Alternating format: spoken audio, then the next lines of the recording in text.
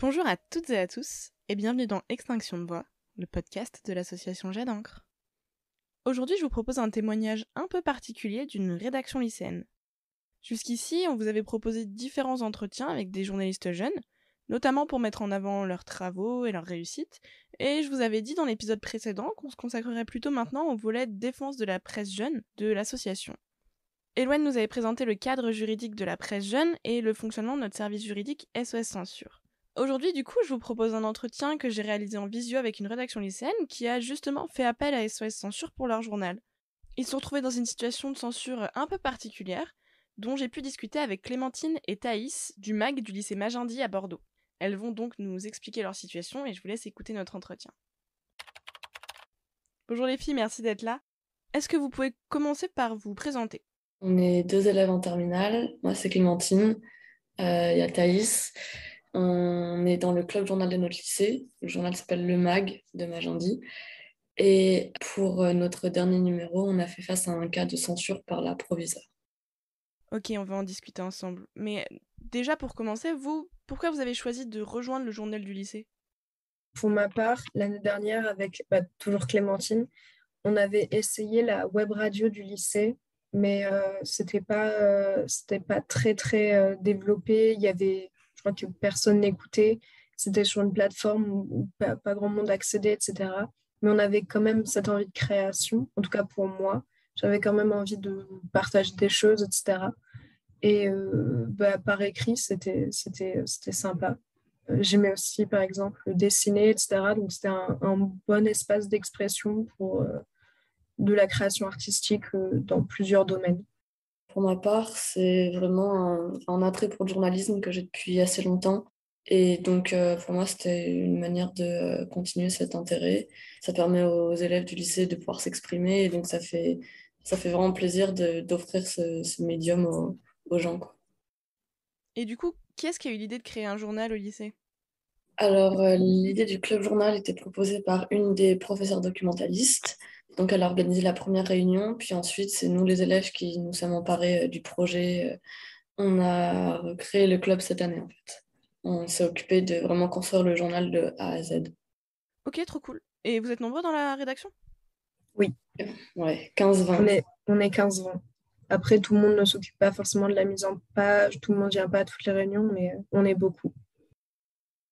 Et donc, comme t'as dit, Clémentine, c'est vous qui avez construit le journal. Et qui est-ce qui est directeur ou directrice de publication ? Ah non, c'est Euh, Clémentine.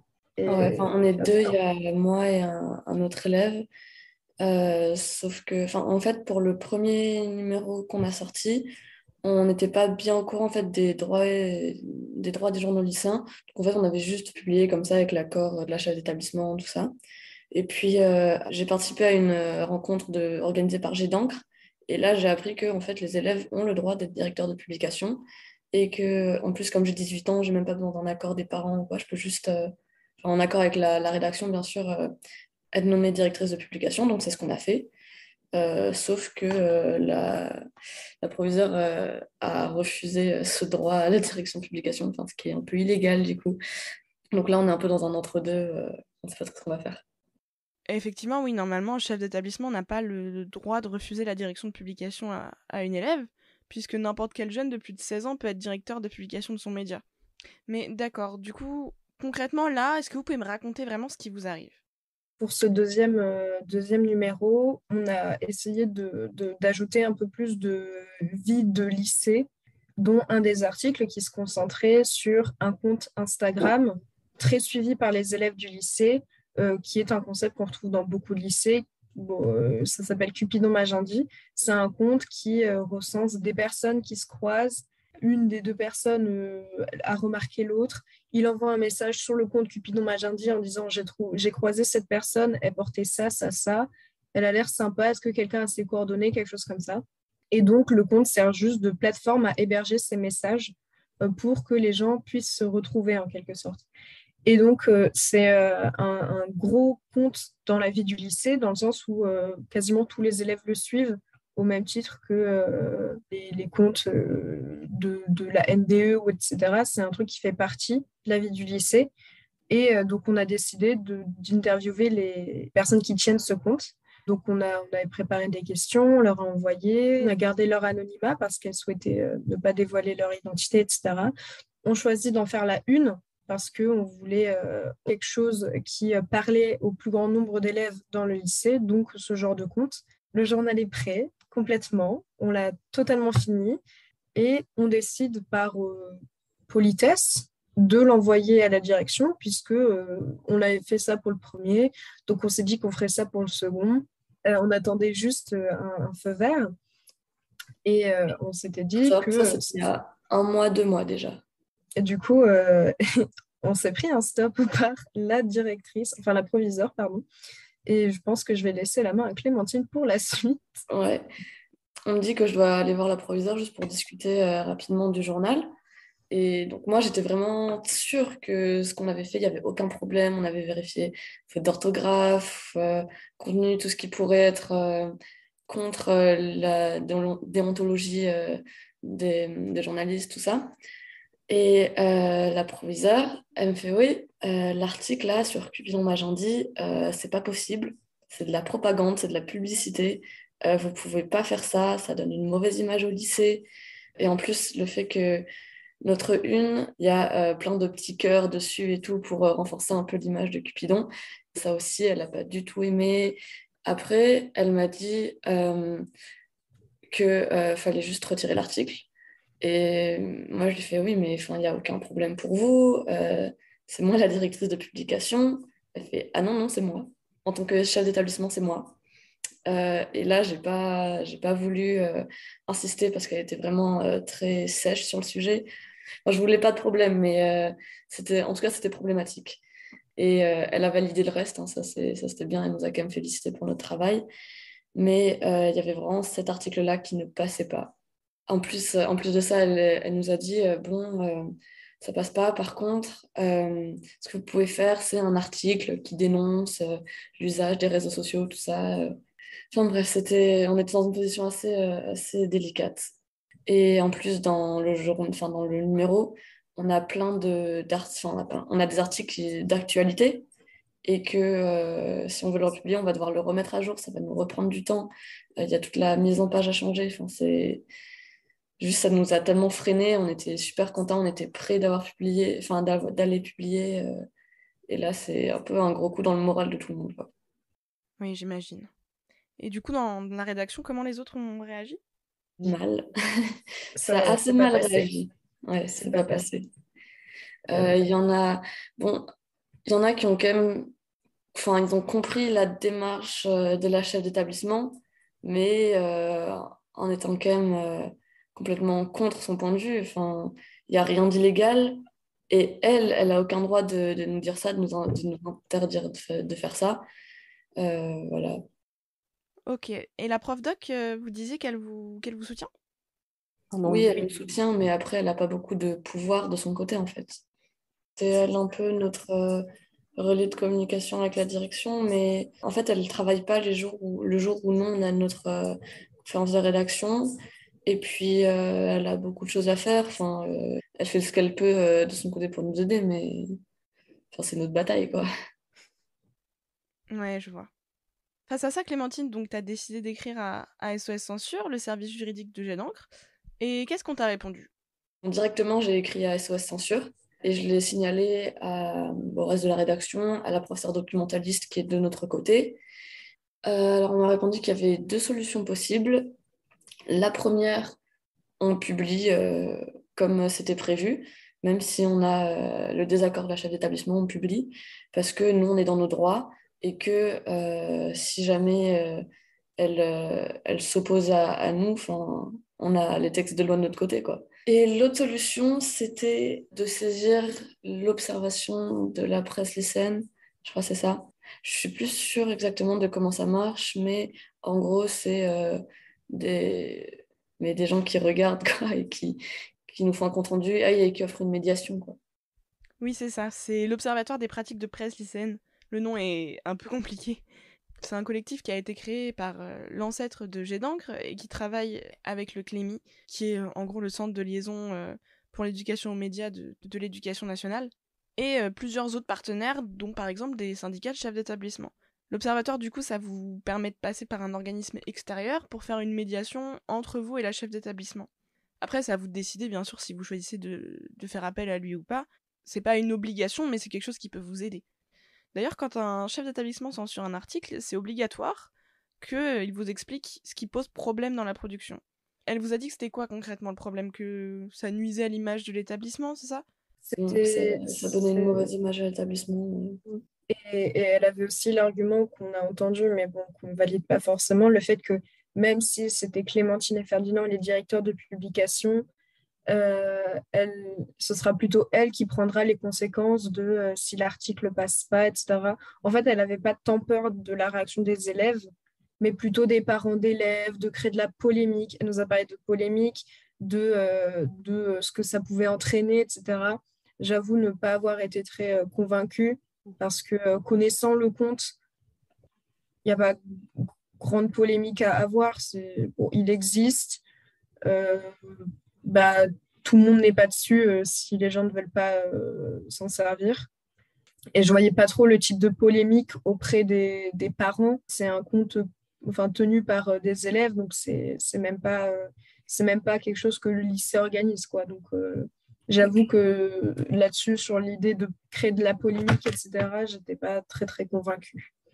Et c'est surtout les parents ne sont pas la cible et on ne sait même pas. Enfin, je pense pas que beaucoup de parents vont lire le journal, puisque c'est quelque chose qu'on distribue au lycée. Les élèves peuvent les emporter chez eux, mais globalement, je ne sais pas s'ils le mettent au milieu de la table du salon en disant regardez, c'est le journal de mon lycée, lisez-le tous. Je pense que les parents s'en foutent un peu quoi, de ce qu'on peut publier. Et puis elle a trouvé problématique certains messages, alors que je pense que c'est juste, elle a peut-être pas l'habitude en fait de cette partie-là des réseaux sociaux, mais il y a des messages très, enfin, salut, je recherche quelqu'un avec qui aller en date ou quelque chose comme ça, et c'est vraiment très innocent, ça fait de mal à personne et tout, mais la professeure a trouvé que ça n'allait pas avec l'ambiance du lycée, je pense. Elle nous a dit que de toute façon, le lycée, c'était pas fait pour ça, que c'était pas une agence matrimoniale, que c'est un lieu d'études. Et j'avoue ne pas être d'accord avec ça, parce que l'école, ça reste un lieu de socialisation très important, et encore plus à notre âge. C'est là qu'on se fait, surtout au lycée, nos amis qui vont peut-être, qui vont nous marquer, etc. La partie sociale est quand même très importante à l'école. Ok, ouais, d'autant plus que c'est même pas comme si c'était vous qui teniez le compte. Vous avez simplement écrit un article dessus. Ok. Et vous avez pu réfléchir à ce que vous comptiez faire? Il y a des avis qui divergent.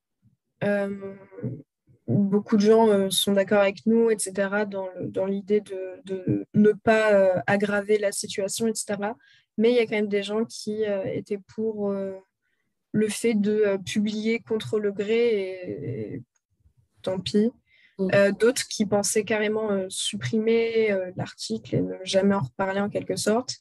Moi, je sais qu'au début, j'étais un peu dans cette idée-là de au pire, tant pis, on jette ce travail à la poubelle et on passe à autre chose. C'est des procédures, c'est long, etc. Mais finalement, peut-être pas. Sinon, aussi une idée qui était sortie, c'était de publier l'article sur Instagram, parce qu'on a aussi une page Instagram où on poste quelquefois des articles, pour quand même, même parce qu'on poste, enfin, on publie pas souvent, mais pour garder quand même un peu de vie autour du journal, quoi, autour de notre lectorat. Donc on s'est dit qu'on pouvait le poster sur Instagram, mais après, si, bon, je pense pas que ce serait le cas, mais si jamais la direction tombe dessus, encore, ça poserait des problèmes, tout ça, mais bon. Pour le moment, ce qu'on comptait faire, après là, je répète, c'est vraiment très compliqué avec le calendrier du bac, mais ce qu'on comptait faire, c'était publier le deuxième numéro sans l'article pour pouvoir le faire rapidement. Ça s'est pas fait rapidement, mais c'était le projet original. Et puis après, potentiellement, je pense saisir l'Observatoire des pratiques de presse lycéenne pour cet article et potentiellement le publier dans un numéro suivant.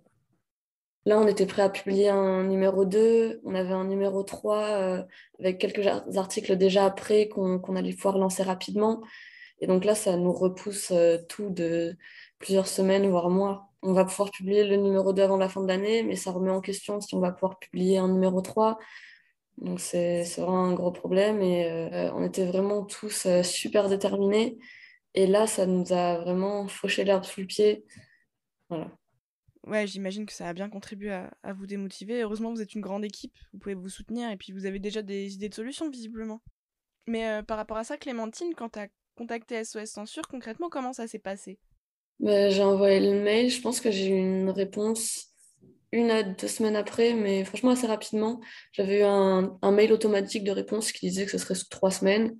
Et j'ai été quand même assez surprise de la rapidité parce on avait déjà contacté le Clémy au premier trimestre pour un autre cas de censure.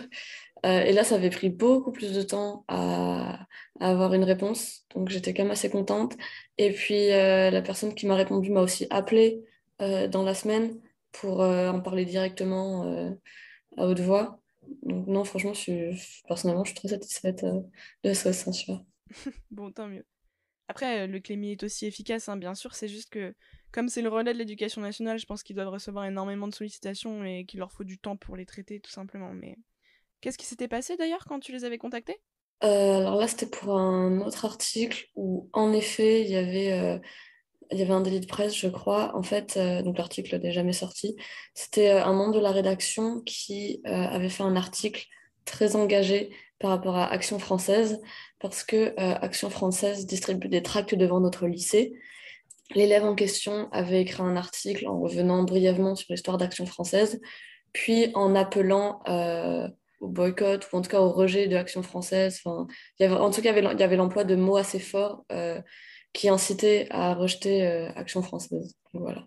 Donc même si nous, on était complètement d'accord avec ce qu'il disait, c'est vrai que dès qu'il y a de l'incitation, enfin, ça touche au prosélytisme, quoi. Effectivement, et dans ces cas-là, il faut trouver les bons mots pour pouvoir exprimer vos idées. Et d'ailleurs, peut-être que la personne qui a écrit voudrait reformuler son article de manière à ce qu'il n'y ait plus de délit de presse dedans. On avait proposé qu'il le réécrive, mais dès qu'on lui faisait des suggestions de formules qui seraient plus politiquement correctes, qui seraient juste plus légales, quoi, il trouvait que c'était plus assez fort et que ça donnait pas les idées qu'il avait envie de faire passer, quoi. Et au final, on a quand même eu un souci avec cet élève, puisque donc sur notre compte Instagram, on s'est rendu compte qu'il a publié l'article sans les corrections qu'on avait mises. Donc, cet article, on l'a relu plusieurs fois. Enfin, c'était un article où tout le monde a mis des corrections, etc. Et au final, l'élève a pris la première version qu'il avait faite, a publié l'article sur Instagram.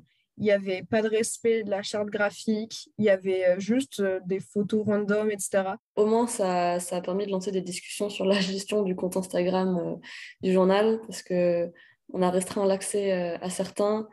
On a décidé de règles, d'une charte graphique à suivre à chaque fois. On a décidé qu'il fallait se concerter avant chaque publication. C'est pas parce qu'on a l'accès au compte qu'on peut y faire ce qu'on veut.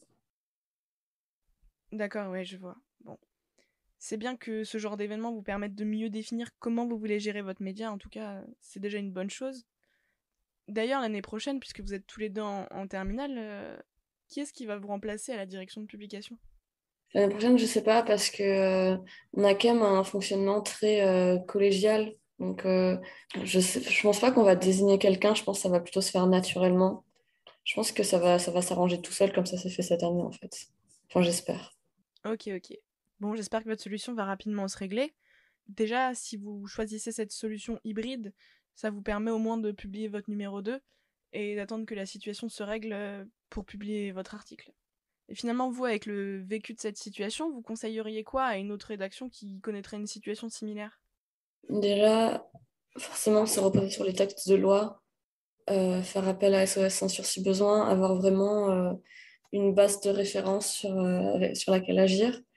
Après, rester calme parce que ça a été très tentant de s'énerver contre la directrice et juste d'agir à chaud. Donc, il faut vraiment rester calme, essayer de discuter le plus possible avec les gens de la rédaction, avec même des profs qui pourraient être de notre côté pour nous épauler et de voir étape par étape qu'est-ce qu'on peut faire. Ok. Eh bien, merci pour ces conseils, pour votre témoignage et puis pour votre temps. Merci, vous aussi. Voilà pour les témoignages du MAC de Magendie qui permettent de vous montrer que les situations de censure peuvent vraiment arriver dans n'importe quelle situation et sur n'importe quel sujet. pas seulement sur les sujets auxquels on s'attendrait le plus. Et si ça vous arrive d'ailleurs, n'hésitez pas à contacter encore une fois SOS Censure, qui sont là pour vous offrir leur aide et vous proposer des solutions.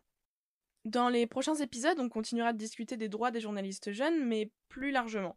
Je vous présenterai 2 entretiens avec des membres fondateurs des associations ancêtres de Jet d'encre, qui ont permis de fédérer les journalistes jeunes pour ensuite obtenir le cadre juridique qui les protège aujourd'hui. Je vous dis donc à très bientôt pour discuter de l'histoire du journalisme jeune.